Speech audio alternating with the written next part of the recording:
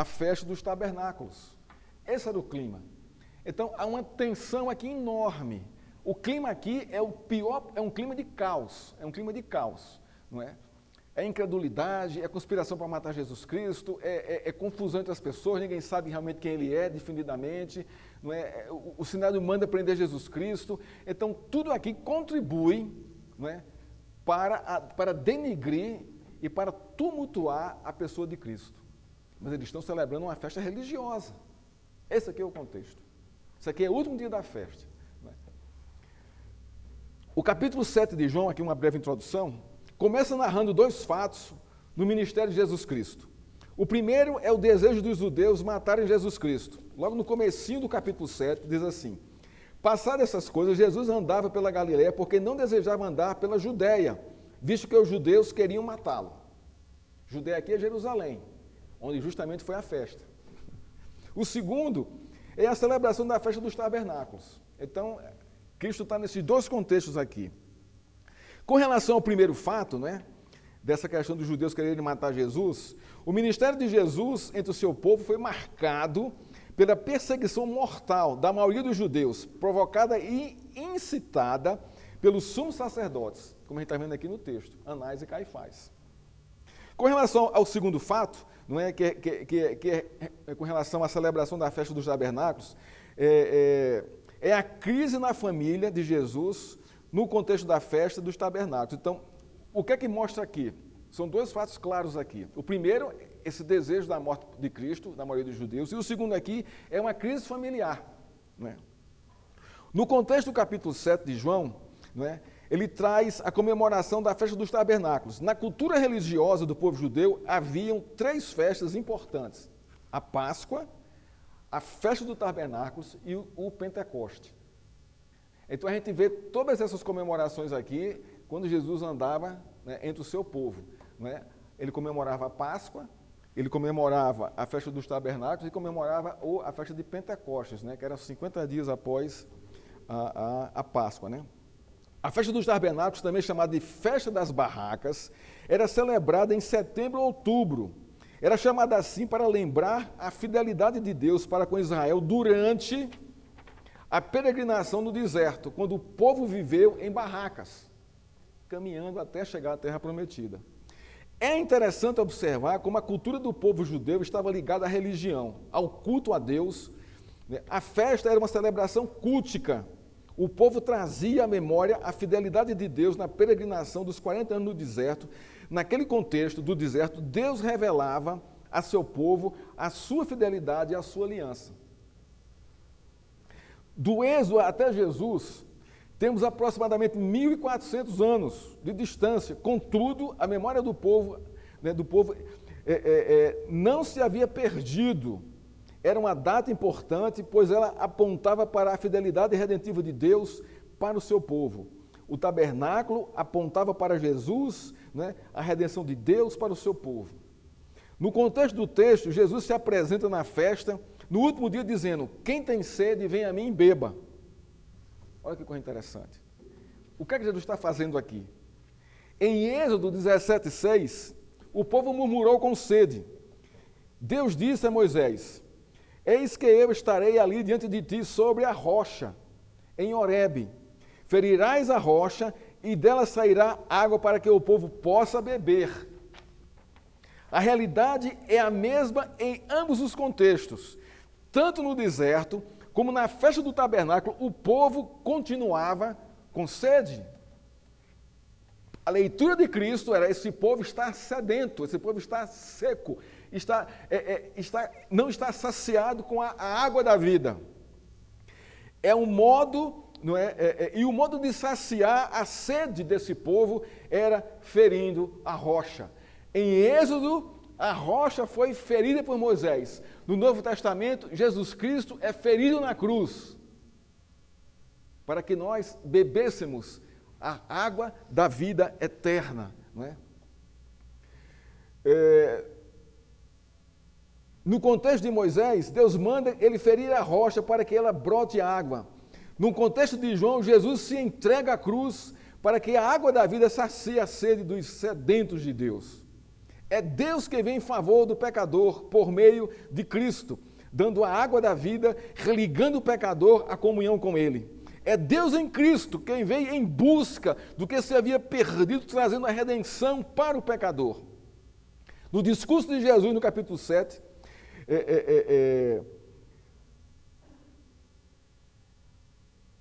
é sobre Deus oferecendo a água que sacia a vida seca pelo pecado. Este aqui é o tema desse capítulo aqui. É Deus oferecendo a água que sacia a sede pelo pecado, mediado por Jesus Cristo. Logo mais, no capítulo 19, ele seria ferido pelos pecados do seu povo na cruz. É Jesus se revelando como a rocha que foi ferida, brotando a água da vida eterna, saciando a sede daqueles que creem em seu nome. A afirmação de Jesus no verso 7 é: eu sou aquele que dessedenta a sua vida seca pelo pecado. Então, esse é o nosso tema aqui. Jesus é o bebedouro de Deus, aquele que sacia a nossa sede pela vida eterna. Vejamos alguns pontos importantes no texto que nós lemos. Não é? Jesus revela, primeiro ponto, Jesus revela a redenção de Deus no caos humano. Esse é o contexto aqui, dessa festa aqui. Aparentemente é uma festa. Você está alegre, festejando, dançando, bebendo, comendo, conversando com as pessoas, não é? É música, é celebração aqui e acolá. Essa é a festa. Mas isso é a coisa que aparenta. Isso não é a realidade da festa. Porque a realidade da festa é outra, descrita aqui no contexto do capítulo 7. O contexto do capítulo 7 é marcado pelo caos provocado pelo pecado na vida do povo judeu, consequentemente na humanidade. Vamos observar como o contexto social, familiar e religioso se apresenta para Jesus. Como é que está exposto esse contexto social, familiar e religioso no contexto do capítulo 7? Primeiro, no verso 1, na Judéia os judeus queriam matá-lo, mas estavam celebrando a festa. No verso 5 do capítulo 7, os irmãos de Jesus não creem nele.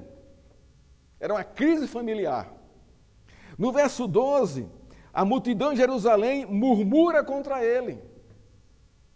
Isso é o ambiente da festa, a realidade, o que é real na festa. No verso 20, a multidão diz: você tem demônio. No verso 25, o povo em Jerusalém quer matá-lo. Mais uma confirmação disso. E no verso 32 do capítulo 7, os sacerdotes querem prendê-lo. Irmãos, esse é o contexto da festa. Mas o povo comemora, bebe, dança, conversa, come, celebra. Então, esse contexto revela a sequidão do coração, provocada pelo pecado, a sequidão da vida, os objetivos da vida completamente objetivos fúteis, efêmeros, passageiros. Essa é a realidade do caos humano. E é nesse caos que Jesus vem e brada em voz alta no último dia: quem tem sede, vem a mim e beba. Essa é a realidade em que Jesus está inserido. Sua própria família e o seu próprio povo não creem nele. E os religiosos incitam o povo para matá-lo. Vejamos como Jesus revela, nesse contexto, a redenção de Deus. Isso é que é interessante, irmãos. Isso é que é o bonito aqui desse texto aqui, é justamente essa realidade. Como é que Jesus traz, mostra, revela, identifica a redenção de Deus para o seu povo. Esse povo seco, ressecado pelo pecado, mas que aparentemente está celebrando uma data religiosa. Primeiro para os seus irmãos. Como é que Jesus se apresenta para ele? Aqui está no contexto anterior do nosso texto.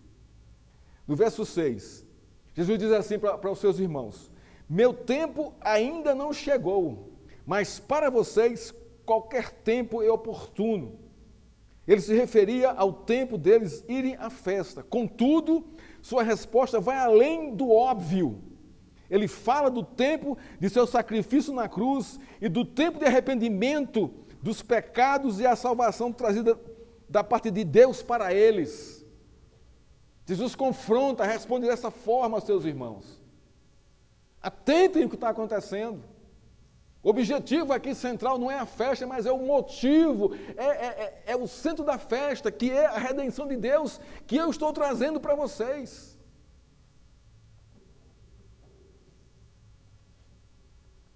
Segundo, para o povo em geral, o verso 14. Na metade da festa, Jesus vai ao templo e começa a ensinar dizendo: meu ensino não é meu, mas daquele que me enviou. Se alguém quiser fazer a vontade de Deus, conhecerá a respeito da doutrina. No contexto, Jesus se referia à lei de Deus. Lá no verso, tá lá no verso 19. Jesus está aqui no meio da festa, na metade da festa, no templo ensinando. E dizendo, olhem, o principal não é essa celebração sem sentido, sem significado que vocês estão fazendo. Apesar de trazer à memória aquelas datas lá do Êxodo. Mas vocês perderam o foco da festa, perderam o significado real da festa, que é conhecer a doutrina, conhecer a lei de Deus. Se vocês conhecem a lei de Deus, vocês vão entender que eu sou enviado dele para trazer para vocês a redenção, a salvação dos seus pecados. E ele continua: Moisés, de fato, deu a lei para vocês, contudo, nenhum de vocês a cumpre. Olha só. Eles não estavam cumprindo a lei dada por Moisés, porque desejavam matar Jesus por ter curado um homem no sábado. Essa aqui era a crise também da perseguição a Cristo. Jesus revela o pecado do seu povo dizendo: não julguem segundo a aparência, mas julguem pela reta justiça. Não façam isso. A lei não ensina isso. A doutrina não ensina isso, julgar pela aparência. Porque essa festa aqui é uma aparência. Porque na realidade há um caos provocado na festa, no coração de vocês pelo pecado. Jesus revela o pecado da religiosidade do povo e mostra que aquela religiosidade era uma capa, era uma máscara que esconde os mais perversos desejos, não é? Em nome de Deus, matar a Cristo. Só a justiça de Deus em Cristo pode abrir os olhos do coração de um pecador para que ele julgue as coisas pela reta justiça de Deus. Eram cegos, não sabiam para onde estavam indo, nem o que estavam fazendo. Jesus já estava justamente trazendo esta luz para o povo, a luz da boa nova, a luz da redenção de Deus, a luz da salvação de Deus para o seu povo, por meio da sua vida.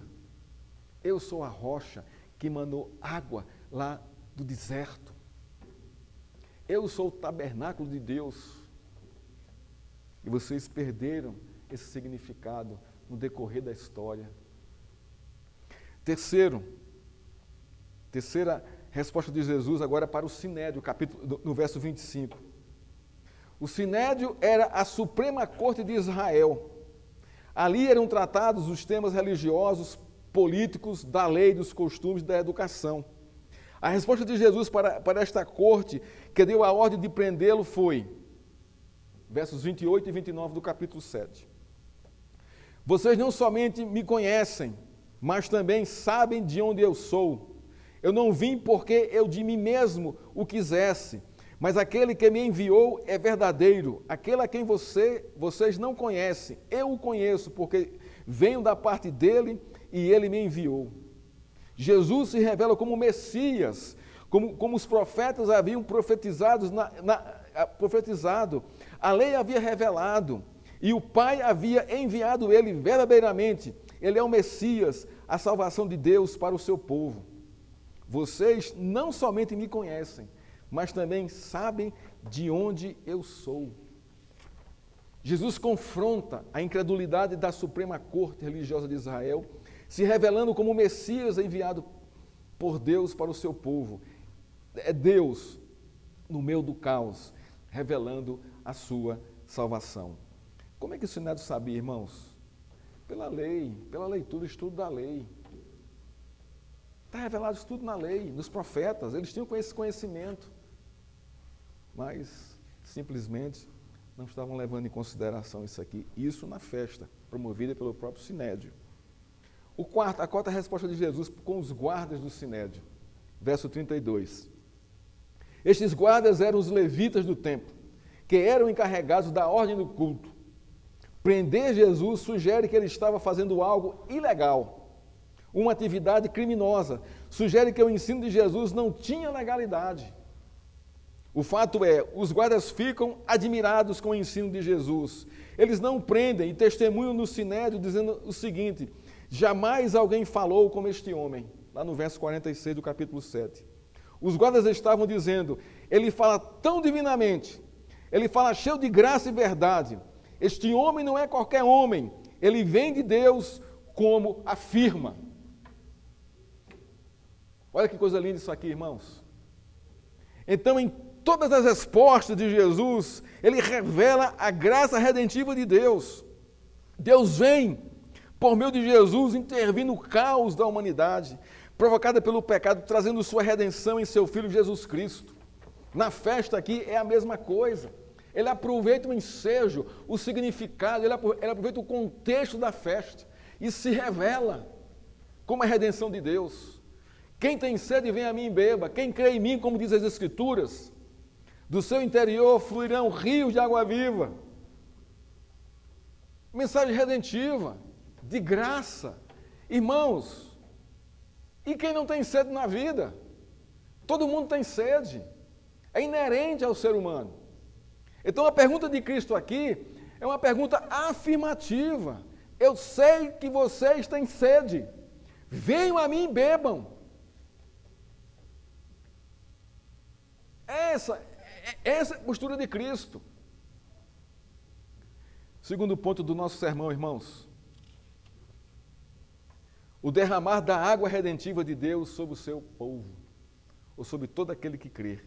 Versos 37 a 52. O Evangelho de João é o Evangelho da água. Isso começa no capítulo 2, onde a água é transformada em vinho. Passa pelo capítulo 3, onde Jesus fala do nascer da água e do Espírito. Segue pelo capítulo 4, onde Jesus fala da água viva para a mulher samaritana. Caminha pelo capítulo 5 nas águas do tanque de Betesda. E segue no capítulo 7 com as águas da cerimônia da festa dos tabernáculos. Em todos esses contextos, a água aponta para a redenção de Deus em Cristo. Tudo aqui tem a ver com água e o milagre e as maravilhas de Deus se manifestando a partir da água. Na festa dos tabernáculos, em seus 7 dias, a procissão saía de suas barracas, pegava a água do tanque de Siloé, trazia para ser derramada ao redor do altar, como forma de celebração a Deus por sua fidelidade na peregrinação dos 40 anos no deserto. A motivação é excelente, a celebração é excelente, mas infelizmente, irmãos, o coração do povo estava completamente dissociado da realidade que isso significava. No último dia da festa, quando o povo derramava a água ao redor do altar, Jesus se levanta no meio da multidão e diz: se alguém tem sede, venha a mim e beba. Quem crê em mim, como diz a Escritura, do seu interior fluirão rios de água viva. Olha que coisa impactante. Que choque para a realidade religiosa daquele contexto. Foi impactante, irmão, isso aqui. O fato é, a festa perdeu o seu verdadeiro significado e passou a ser um rito religioso, sem qualquer reflexão do significado da fidelidade de Deus em preservar o povo com a água viva que brotava da rocha no deserto. Isso foi perdido. Jesus, com seu convite, traz à memória do povo o verdadeiro significado da fidelidade de Deus, descedentando a sede do povo no deserto com a água que brotava da rocha. Na verdade, o povo tinha sede da comemoração da festa, das músicas, da dança, da comida e do vinho, as conversas, da fartura do grão, do azeite das uvas. Então o significado foi reduzido a essa mera festividade, não ao seu significado real, profético, redentivo. Observe que toda perseguição a Jesus ocorre no meio da festa. O desejo de matá-lo e de prendê-lo, a murmuração do povo, a incredulidade da sua família e do povo e o ataque à sua divindade, dizendo que ele tem demônio, são atitudes do povo que está na festa, celebrando a fidelidade de Deus, irmãos. É uma coisa assim, é um paradoxo aqui imenso. Imenso.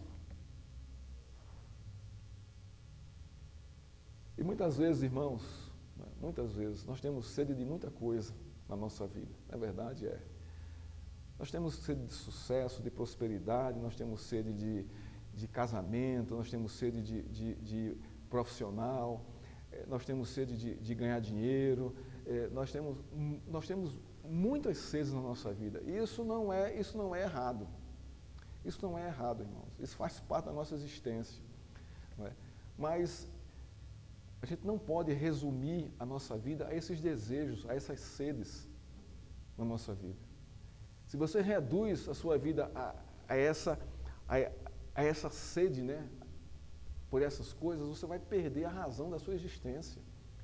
Vai ficar algo muito materialista, muito materializado, sem significado algumas coisas, sem significado algum.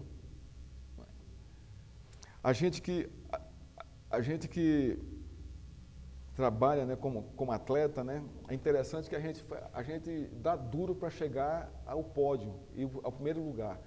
Né? E isso é bem interessante isso, né? Você luta, porque qual é a sua sede? Eu quero ser campeão, eu quero ganhar, eu quero ir lá.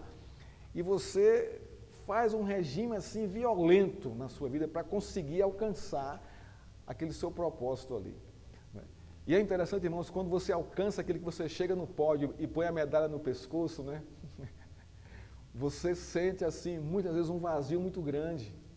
Né? Muito grande. Nossa, e agora? Eu vou fazer o quê? Como é que vai ser agora? Porque não preenche, na verdade, não preenche. Se a nossa sede, né, é só em cima dessas coisas, né, e sem colocar Jesus na nossa agenda, né, para descedentar a nossa razão de vida, né, nós vamos fracassar, irmãos. Nós vamos ser os mais frustrados dos homens na face da terra. É muito interessante a forma que ele se coloca aqui. Quem tem sede, vem a mim e beba. Todo mundo tem sede. Isso é um fato, isso é uma realidade. Nós temos sede mesmo de água. Mas aqui, sede de mim, sede de Deus. Isso está fora da agenda de muita gente, inclusive os próprios crentes na igreja. Fora, completamente fora. Isso traz um prejuízo muito grande, né? Resseca a sua alma, resseca o seu coração. Você fica uma pessoa árida, né? Quando você não está sendo descedentado pela água viva, trazida pela palavra de Deus, trazida por Cristo. É isso que está acontecendo aqui. Por mais que eles bebessem nessa festa aqui, celebrassem, comessem, né? Eles iam continuar com sede. Sede da real razão de viver, sede de vida eterna, que só Deus pode dar, irmãos. Só Deus pode dar. A luta, né, do homem para eternizar a sua existência é muito grande. É muito grande. Basta você andar nas ruas da cidade e ver o nome das ruas. Você vai ver que quase todas elas, ou a grande maioria, é nome de gente que já morreu. Isso é uma forma de quê? De eternizar essas pessoas. Mas isso é a forma humana de fazer as coisas. Não é assim com Deus. Não é assim com Deus. Com Deus é diferente. Porque nós temos nele vida eterna. E nós não precisamos ter o nosso nome nas ruas da cidade ou nas praças. Não precisamos disso. Porque ele descedenta a nossa sede para a vida eterna. E nós não precisamos, irmãos, de outra água para saciar a nossa vida. Devemos viver, devemos ter projetos, devemos. De crescimento, de prosperidade, devemos. Mas isso não, a vida não se resume a isso. Jesus Cristo fala sobre isso. Não só de pão viverá o homem, mas de toda a palavra que procede da boca de Deus. Esse é o ponto que está aqui também nessa festa aqui. Não só de fartura vivem as pessoas, não só de festa vivem as pessoas, mas de toda palavra que sai da boca de Deus e de toda a água que brota da rocha da vida. Essa é a verdade. O convite de Jesus está atrelado à necessidade básica da sobrevivência. Ninguém vive sem beber água. Então, o sim de Jesus aqui, no verso 37, não é? É a afirmação da necessidade básica da vida. Ele está afirmando aqui às pessoas, vocês têm sede. Venham a mim e bebam. 2. O sim de Jesus revela a sequidão do coração do homem. Mesmo celebrando, mesmo bebendo vinho, mesmo comendo aqui, vocês estão ressecados, o seu coração está em sequidão, vocês precisam beber a água que brota da rocha, a água viva. O sim de Jesus aqui revela a impossibilidade de existir alguém que não tenha sede, porque todos têm sede e carecem. O sim de Jesus aqui no verso 37 revela que todos que ouviram o convite de Jesus necessitavam de beber a água da vida. Todos eles sem exceção. Todos sem exceção. É como se ele dissesse, eu sou o bebedouro de Deus para a vida eterna. Quem tem sede, vem a mim. Porque jamais será desidratado pelo pecado. E pela eternidade no inferno, eu sou a rocha de Deus que brota a água para a vida eterna. A Escritura diz, todo aquele que vem a mim foi trazido pelo meu Pai. Este vai ter sede de Deus e eu vou saciá-lo. São estes que ouvem e atendem o meu convite. Olha que coisa linda aqui. Jesus lançou o convite. Jesus convidou as pessoas, mas aqueles que foram a Cristo, foram a Ele trazidos pelo Pai, porque só esses vão ter sede de Deus, e são esses que Jesus vai saciar a sede. O verso 38 revela o referencial divino para atender o convite de Jesus, a Escritura. Olha que coisa linda aqui no verso aqui 38. Quem crer em mim, como diz a Escritura, olha só, esses vão ter sede de Deus e vão ser saciados. E do seu interior fluirão rios de água viva. Então o verso 38 revela o referencial divino para atender o convite de Jesus. Qual é o convite? Qual é o referencial divino aqui?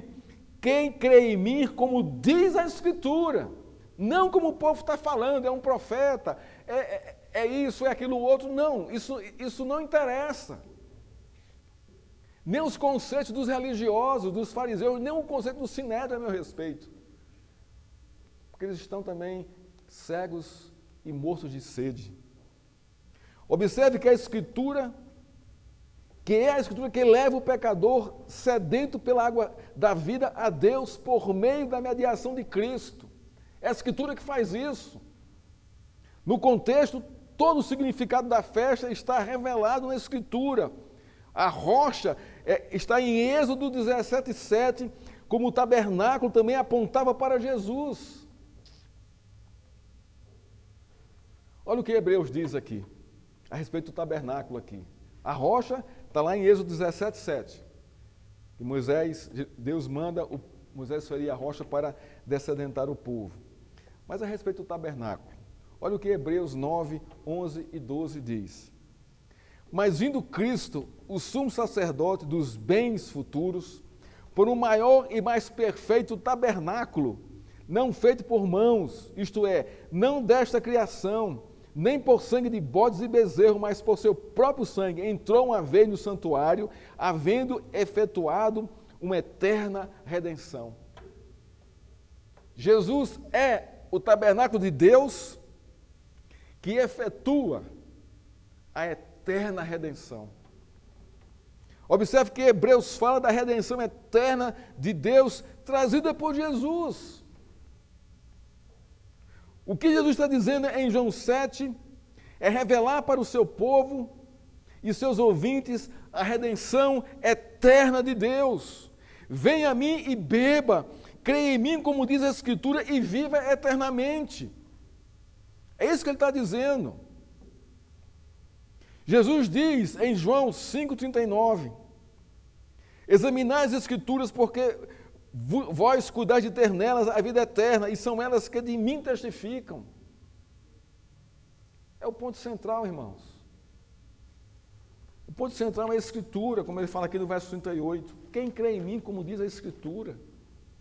São as Escrituras que testificam e testemunham de Jesus, pois as Escrituras são a palavra de Deus, reveladas a seu povo. Seu povo é todo aquele que ele chama para si, por meio do seu Filho Jesus Cristo, que é a Escritura encarnada. Então, quando Jesus diz aqui, se alguém tem sede, venha a mim e beba, era para aqueles dos quais Deus estava chamando para Cristo. Esses iam dar ouvido. Iam dizer, Senhor, eu tenho sede de Ti. Eu quero ser saciado pelo Senhor, pela Tua palavra, pelo Teu testemunho. William Hendrickson, ele comenta esse texto e diz o seguinte, em certo sentido, todos os homens estão com sede. É verdade. Isto é por natureza, todos carecem da água da vida. É verdade isso aqui. Em outro sentido, apenas aqueles que foram regenerados e receberam a chamada interna têm sede como resultado da ação da graça soberana de Deus em seus corações. Eles sentem a necessidade da água espiritual. É isso que está acontecendo aqui. Esse despertar espiritual, esse despertar do chamado de Deus para que eles corram para Jesus e bebam a água da vida. Consequentemente, continua aqui o William Hendrickson, o convite torna o ouvinte responsável. É verdade, irmão. Ele está sendo confrontado aqui com a realidade, a sua realidade, a realidade espiritual da própria vida e do chamado de Deus. Mas somente aqueles que o Pai deu a Jesus virão realmente para beber. Nas palavras, venha a mim e beba, quando alguém bebe da fonte de Cristo, nunca mais tem sede. Nunca mais tem sede. Não a sede biológica, né? Mas sede do pecado, dos desejos da carne. Você esquece tudo isso. Você está saciado por Cristo, você não vê mais nenhuma necessidade de Deus. De correr atrás daquilo, para dar sentido à sua vida. Porque Cristo preenche. E da sua vida, rios de água viva fluirão para alcançar outros. Fluirão para os outros, para descedentar outros com seu testemunho, com a sua vida. Em João, capítulo 4, verso 14, Jesus diz à mulher samaritana, mas aquele que beber da água que eu lhe der, nunca mais terá sede. Pelo contrário, a água que eu lhe der será nele uma fonte a jorrar para a vida eterna. Mulher samaritana, lá do capítulo 4 de João. Jesus em João 6,35, diz à multidão, desculpem, eu sou o pão da vida.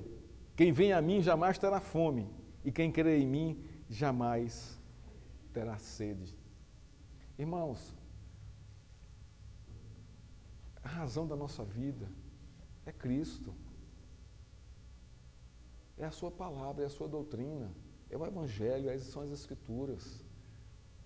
Elas fortalecem a nossa vida, elas alimentam a nossa vida. Elas trazem conforto e consolo nesse mundo caótico que nós estamos vivendo. Elas nos dão segurança. Elas saciam a nossa sede. Alimenta a nossa alma. Fortalece o nosso viver. É Cristo, irmãos. E ele continua chamando aqui a igreja. Quem tem sede, vem a mim e beba. Esse convite aqui não parou, irmãos. Continua hoje para dentro da igreja também. Para os irmãos. Quem crê em mim, como diz a Escritura, muito crente, irmãos, não crê em Cristo, como diz as Escrituras. Eles criam, né, ideologias, eles criam a imagem de Cristo, que muitas vezes não condiz com a imagem da Escritura. Cristo está chamando esses crentes a descedentar a sua sede, a aprofundar a sua fé, crendo nas Escrituras. Na festa dos tabernáculos, ele diz: se alguém tem sede, venha a mim e beba. Jesus está derramando por meio da sua vida a água da redenção de Deus para todo aquele que nele crer em seu nome. Aqueles que são chamados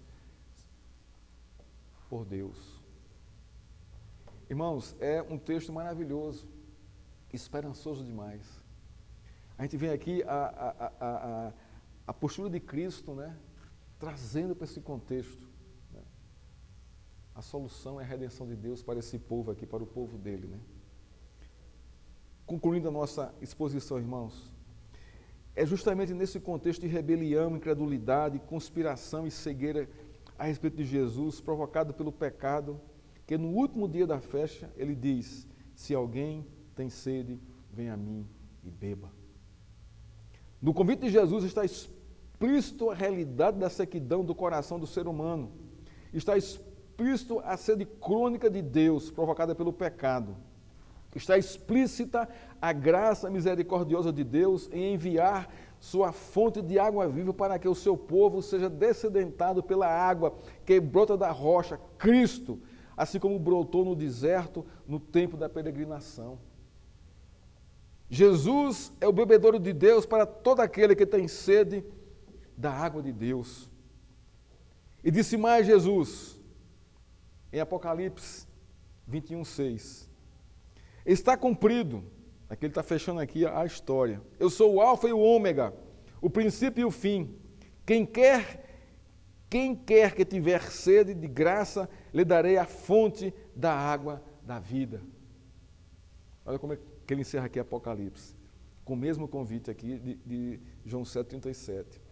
Pense nisso, reflita sobre isso. Em que bebedouro você está descedentando sua sede por vida? Dos bebedouros do mundo ou nas garrafinhas rotas de seus prazeres? Só o bebedouro de Deus jorra a fonte da água da vida. Cristo é esta fonte. Beba desta água e jamais você terá sede de vida. Algumas aplicações, irmãos, para a nossa vida prática. Primeira, examine as Escrituras, pois somente nela que você vai encontrar a fonte da água da vida. Não se deixe levar pela religiosidade da sua crença e convicções. Isso trará cegueira espiritual e vai atrofiar o seu conhecimento de Cristo. Leia as Escrituras, estude as Escrituras. Se disponha e se esforce para estudar a Bíblia, observando que o maior sinal da redenção de Deus está na cruz de Cristo.